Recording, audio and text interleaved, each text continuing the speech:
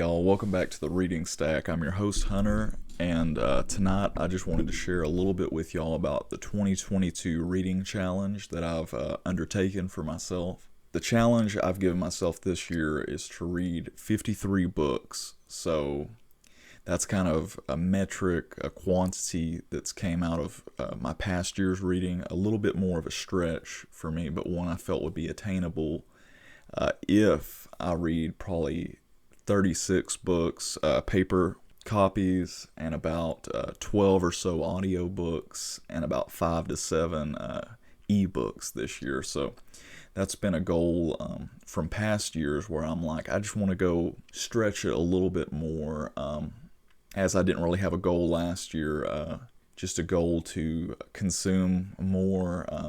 It's almost like a feeding challenge is what it seems like, but no hot dogs and things like that. It's all books. So just to share with you like an update so far on this, I've been able to read about 6 books so far this year, being just at the start of February. The first book I was able to read that I've reviewed on the channel is Crime and Punishment by Theodore Dostoevsky. Awesome read, and you can see the review I did to know more about that. Medici Money. It's a story of the Medici Bank in Florence, Italy. You know, it was a family, about 5 people really in focus in the story, and just how they changed the way we see banking, economics, art, politics. They were very influential, and it was a great read to learn a lot about those things and those people, that family. And then this is Why Does God Allow Evil by Clay Jones. It's a book I've also got a review in the works. Just need to edit it. But it is a great book answering those questions about suffering, moral evil, and natural disaster and things like that in a very mature way, and also thinking about it with theology, philosophy, and historical examples. Very interesting, valuable book. And then this is Lupin the Third, Greatest Heist, like an omnibus manga.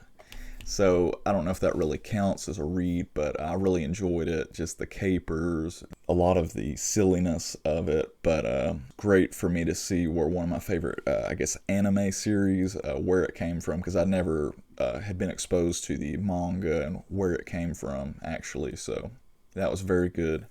And then what I read most recently this past week was How to Think Like Shakespeare.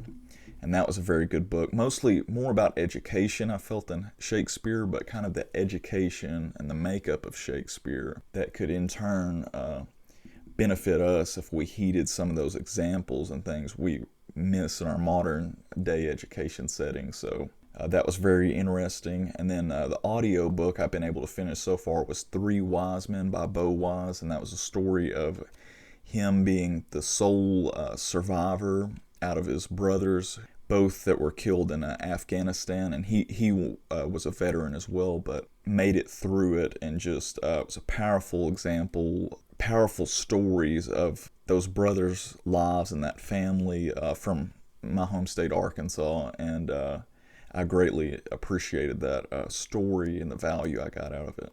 Well, guys, that's just a little bit of an update on my reading challenge. I hope in some way you'll be inspired to read more. As I remember hearing a quote recently, it was saying something like, our human relationships with people and the books we read, that those are the things that most develop us, if anything, is our experience through relationships, the people around us, and the books we read, the value we glean from that. So I hope you're reading and feel inspired to embrace a challenge in that, to read more.